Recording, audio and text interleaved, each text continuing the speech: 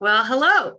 Thank you, everybody. Today we are with Yuliya Manyakina, who does research in Manyakina. No, Yeah, Manyakina. yeah, you got it. All right. Yuliya does research in UX, and we'll talk about it over the course of our conversation here.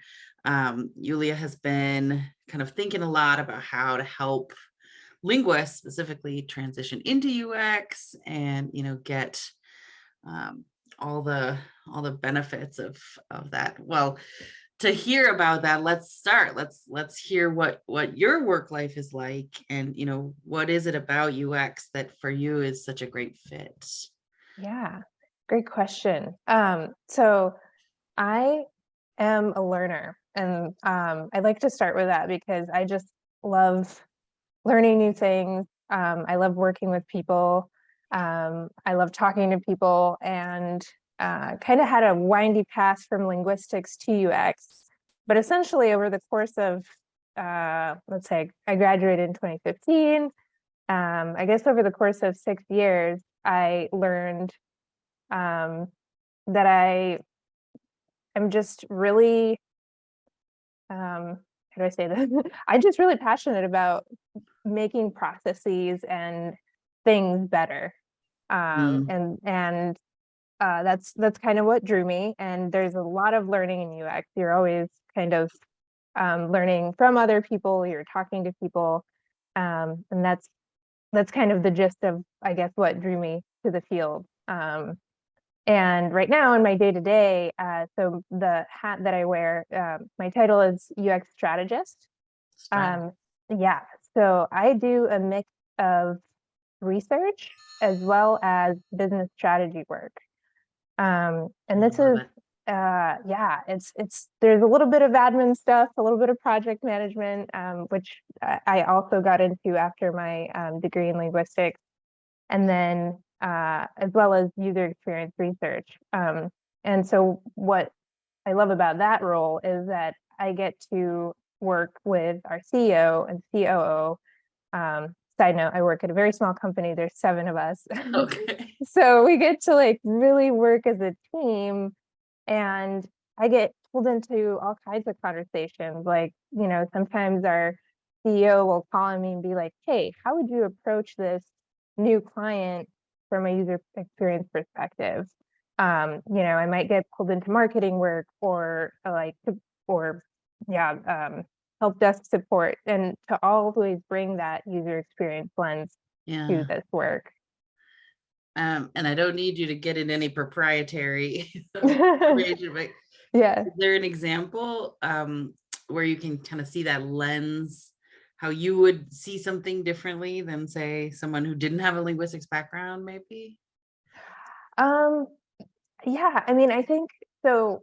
One thing that I love to highlight for linguists that I've talked to who want to transition into UX is that we're so good at finding patterns. And I mean, humans in general, brains are wired to find patterns, but I feel like linguists especially just have such a great analytical skill set that we bring to the table, and that is so needed in the qualitative research space. And of course, UX is not just qualitative, you can have quantitative as well. I happen to focus on the qualitative side more. Um, but yeah, I think just, being able to work with large data sets, being able to look across different, I guess, categories and find commonalities, like that's all applicable from linguistics, I think, that people can bring to UX. I always think about Deborah Schifrin when one of my first days of grad school, and she talked about sequential sequential and distributional. I feel like I'm always kind of, my brain kind of, you give me a big data set and it's like you're thinking Mm-hmm. across and through. Yep. We think we work in polyvalence, I think. Yeah. Oh, I love that word, polyvalent. Right?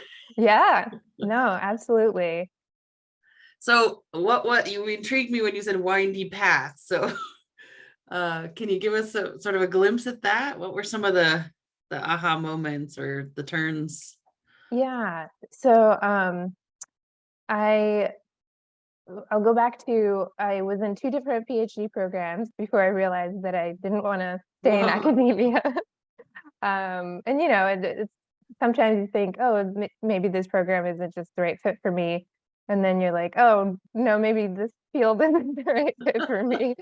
And it's Wow. not that I don't love linguistics. I Right. still am, I still love language, There's still so many try ways to, to pursue that. Yeah. yeah, exactly. And I think I love that point because I think sometimes, like thinking back, um, to being an undergrad, like, okay, the only path forward in linguistics is grad school Right. or speech language therapy, or, there were just, they seemed like there were such few options at that time. And so I was like, all right, I'll be an academic. But, you know, through one way or another, I realized that wasn't for me.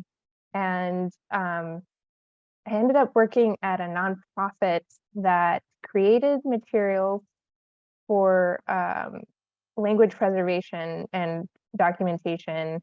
They worked with uh, indigenous nations, primarily in the Midwest area in the U.S. So I ended up working as a communications and events manager. So, you know, kind of using the skills from linguistics and field work that I learned Mhm. in my Cross-cultural undergrad. communication. Yeah. Yeah, undergrad and my grad, and was just learning as much as I could because, of course, I didn't know that much about marketing at the time.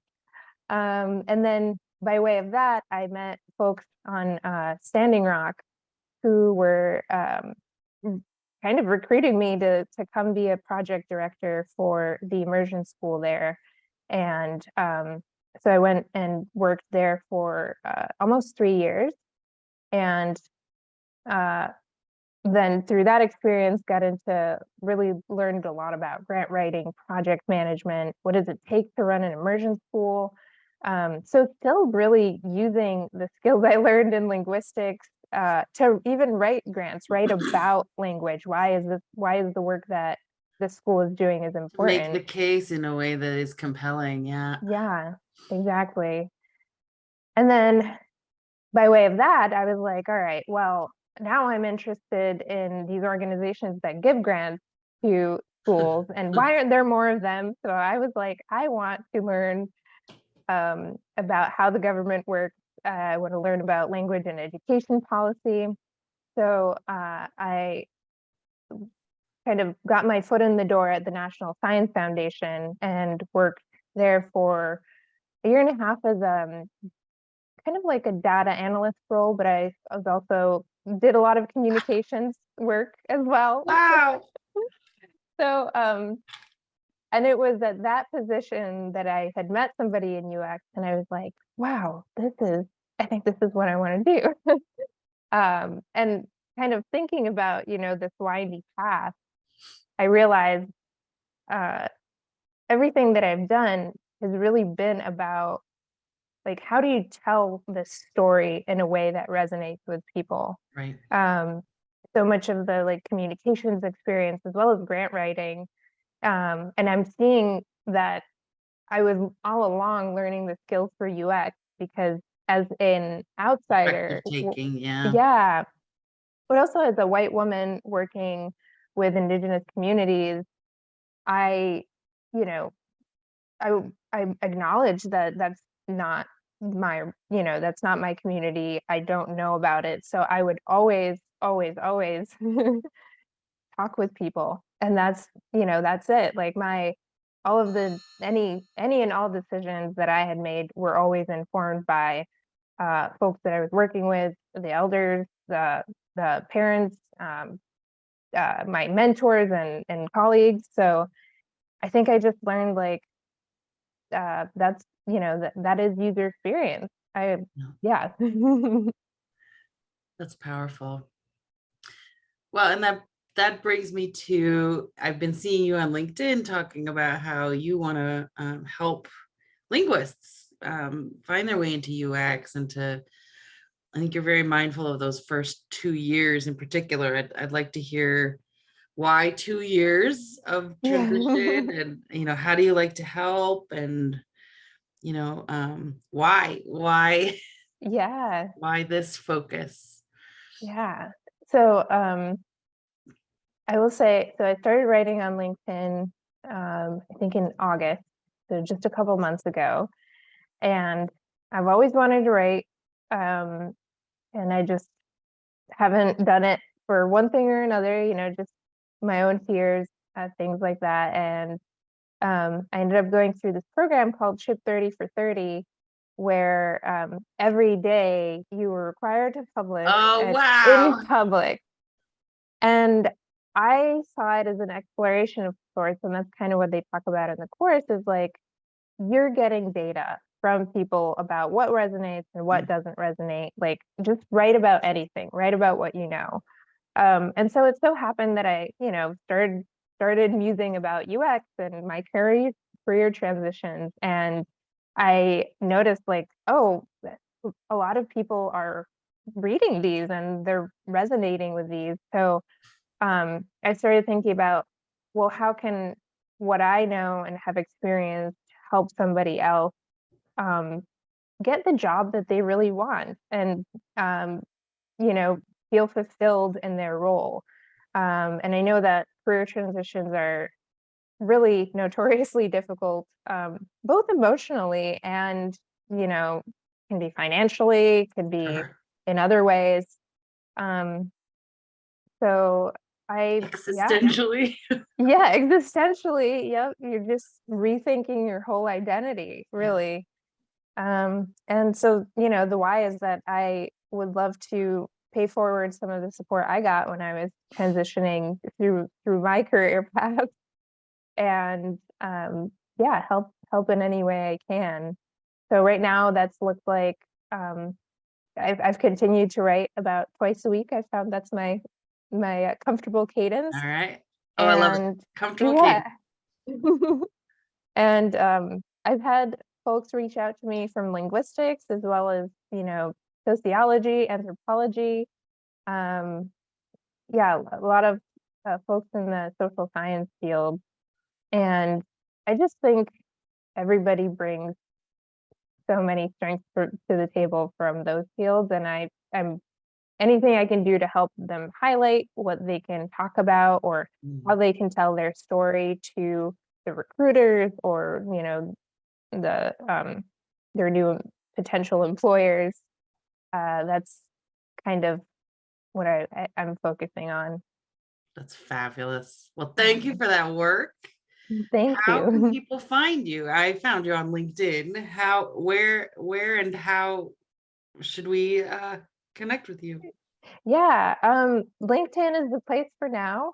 I'm hoping, in the future I'll have a couple other ways to reach me, but that's right now the best place. All Yeah. right. Well, I want to encourage folks to reach out. As you can see, Yuliya's got a lot of energy and enthusiasm and great ideas. And yeah, the world needs more people. What do they say? Ask not what the world needs, because what the world needs is more people who've come alive. So Ooh, I I'm love getting that. it's a Howard Thurman quote. I'm getting it wrong, but it's about, you know, when you think about career, a lot of times you kind of look outward and say, what are they looking for and how do I pour myself into that? You know, Yeah. Hmm. but really it's about looking in and figuring out what makes me shine and what makes me come alive, and Yeah. then figuring out where to bring that. And that Yep. seems to me like what you're doing, what you're all about. It is. Thank you. I appreciate that. Thank you so much.